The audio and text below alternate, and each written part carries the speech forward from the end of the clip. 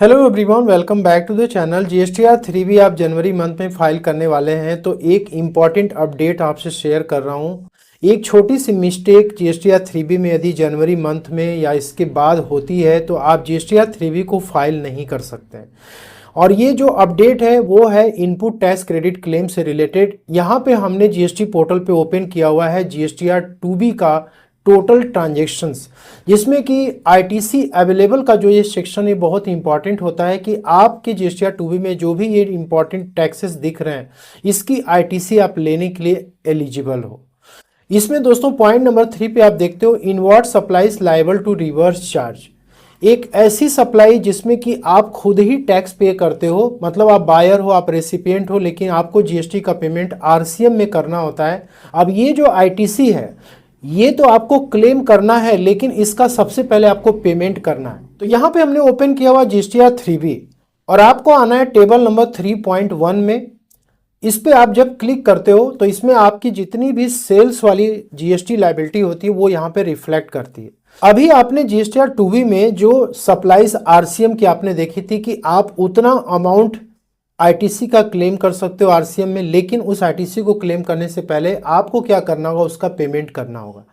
और दोस्तों क्या होता है कि जो सप्लायर ने ऑलरेडी जीएसटीआर 1 में ये टिक कर दिया है कि आपको ही पेमेंट करना है आरसीएम में, वो लायबिलिटी तो आपकी ये ऑटो पॉपुलेट होकर के चली आती है दोस्तों 3.1D में, ठीक है, inward supplies liable to reverse charge.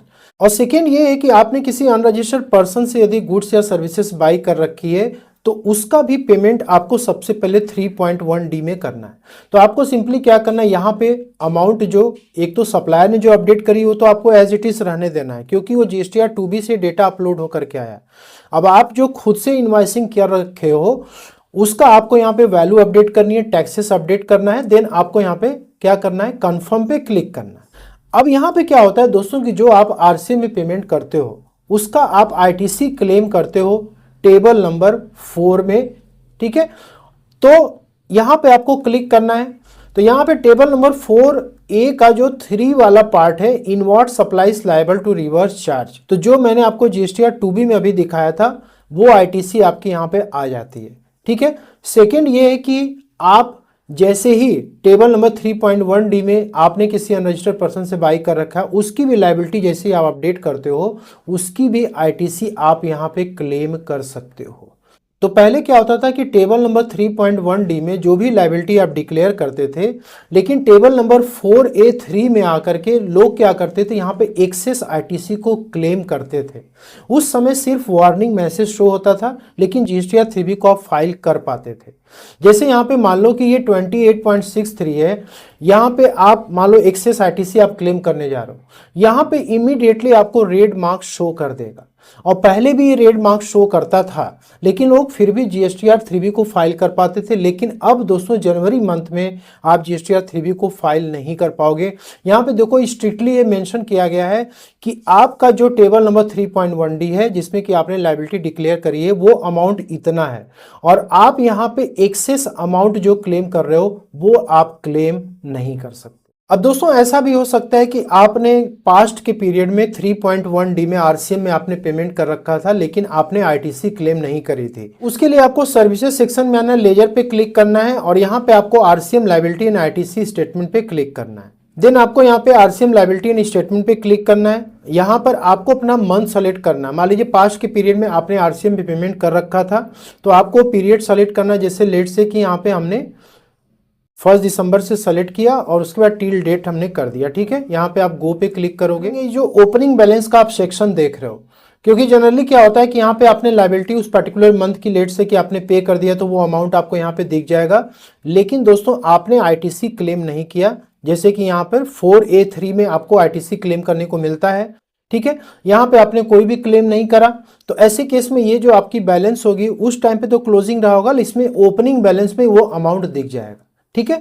अब आप जनवरी मंथ में भी आरसीएम की लायबिलिटी डिक्लेयर कर रहे हैं, ठीक है, और ये आपकी ओपनिंग बैलेंस आ चुकी है। तो जो आपकी करंट मंथ की आरसीएम की जो लायबिलिटी है उतना तो आप आईटीसी क्लेम करेंगे, साथ में जो ओपनिंग बैलेंस है तो यहाँ पे आप देख सकते हो ओपनिंग बैलेंस जो आपका है और जो लायबिलिटी आप करंट मंथ में डिक्लेयर कर रहे हैं वो आपके आईटीसी जो आप क्लेम करने जा रहे हो टेबल नंबर 4A3 में उससे ज़्यादा नहीं होना चाहिए। जैसे मान लो कि आपका करेंट मंथ में 3.1D में आप क्या करो, आरसीएम का 10,000 रुपीज़ आपकी ये लाइबिलिटी डिक्लेयर हो रही है और आपकी ओपनिंग बैलेंस 2,000 रुपीज़, लेट से कि आपने अक्टूबर मंथ में या सितंबर मंथ में आपने पेमेंट कर रखा था आरसीएम का और आपने उसे क्लेम नहीं किया था, तो आपकी जो टोटल आईटीसी अवेलेबल होगी वो 12,000 रुपीज़ होगी। ठीक है, अब क्या होगा कि आप जीएसटीआर 3B आप जनवरी में फाइल कर रहे हो, तो यहाँ पे क्या है कि जो 12,000 रुपीज़ है, आप मान लो कि 11,000 रुपीज़ क्लेम कर रहे हो, तो ये जीएसटीआर 3B आपको फाइल करने के लिए देगा। लेकिन जैसे ही आपका ये जो क्लेम है ना, वो आपके आईटीसी अवेलेबल से जैसे ही ज़्यादा जाएगा, मान लो कि यहाँ पे 12,000 रुपीज़ आपकी आईटीसी अवेलेबल है, लेकिन आप 13,000 रुपीज़ क्लेम करने जाओगे तो आपकी जीएसटीआर 3B ब्लॉक्ड हो जाएगी। और दोस्तों इसमें सेकेंड सिनारियो ये भी हो सकता है कि आपने 3.1D में मान लो कि पास्ट के पीरियड में लेट से कि आपने 3,000 रुपीज़ पेमेंट कर रखा था और आप क्या किए, उस पर्टिकुलर मंथ में आप टेबल नंबर 4A3 में गए, जो कि मैंने आपको थोड़ी देर पहले बताया था कि लोग एक्सेस आईटीसी क्लेम करते थे फिर भी 3B को फाइल कर सकते थे, और आपने क्या किया यहाँ पे 5,000 रुपीज़ क्लेम कर लिया।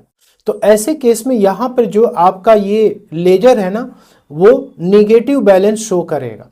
ठीक है, यहाँ पे जो टोटल है ना, ये निगेटिव बैलेंस आपका दिखाएगा, मान लो -2,000 रुपीज़, -1,000 रुपीज़।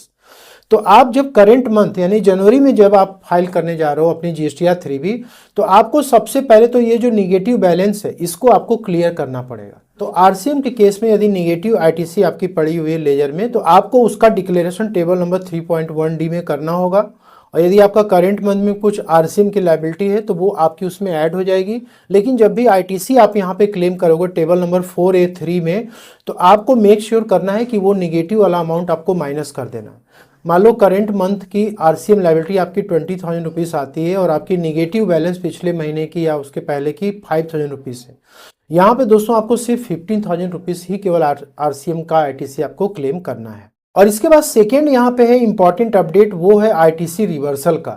180 डेज का जो रूल एप्लीकेबल होता है कि आप यदि अपने सप्लायर को 180 डेज में पेमेंट नहीं करते हो जबकि आपने आईटीसी पहले क्लेम कर रखी है, तो आपको वो आईटीसी क्या करनी होती है, रिवर्स करनी होती है टेबल नंबर 4B2 में।